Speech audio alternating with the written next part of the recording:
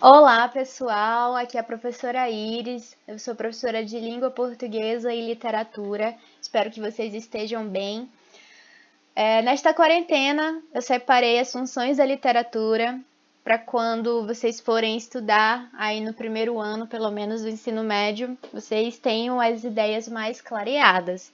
Quando nós estamos estudando os períodos literários, é importante perceber que a literatura também tem certas funções. Então, nós temos que ter um olhar diferente para a literatura. E para ter esse olhar diferente, nós precisamos conhecê-la, conhecer suas funções. Eu separei a função político-social, função catártica, função cognitiva e a função estética.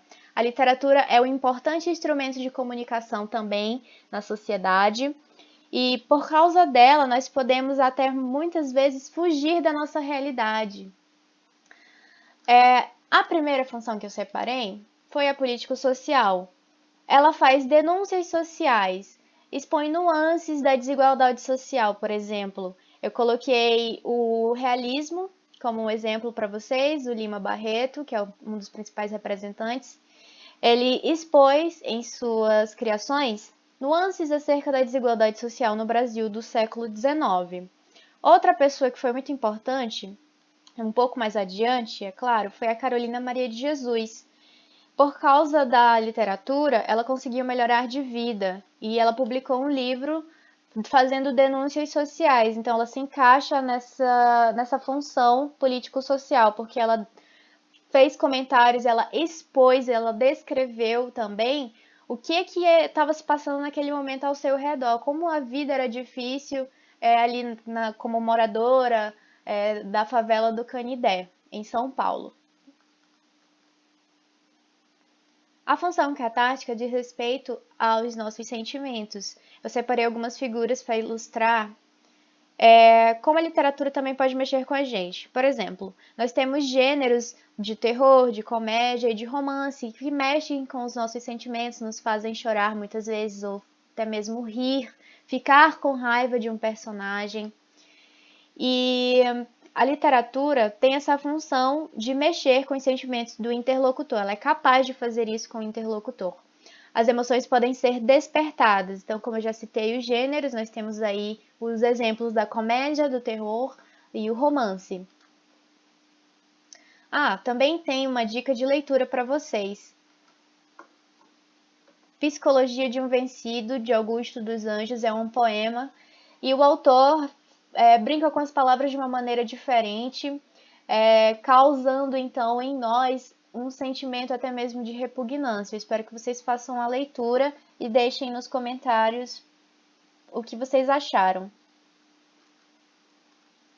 A próxima é a função cognitiva. A palavra-chave para esta função é informatividade. A literatura tem essa função de informar também, porque quando nós estamos fazendo a leitura de algum documento, de algum livro, de alguma carta, qualquer gênero que for, nós estamos processando uma informação, nós estamos aprendendo algo.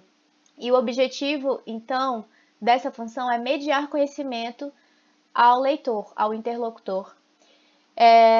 Nós aprendemos, por exemplo, sobre os períodos da história, situações humanas diversas, características culturais. Nesta quarentena é possível fazer viagem por meio da literatura. A gente consegue aprender sobre características peculiares de uma determinada sociedade sem precisar sair de casa. Como exemplo, eu trouxe o ícone Pero Vaz de Caminha com a carta, que estava noticiando também como era o Brasil quando ele chegou aqui em 1500. Por último, nós temos a função estética da literatura, que está diretamente ligada à definição desta arte, que é a arte da palavra, está ligada à oratória, à retórica, então gera admiração pelo belo.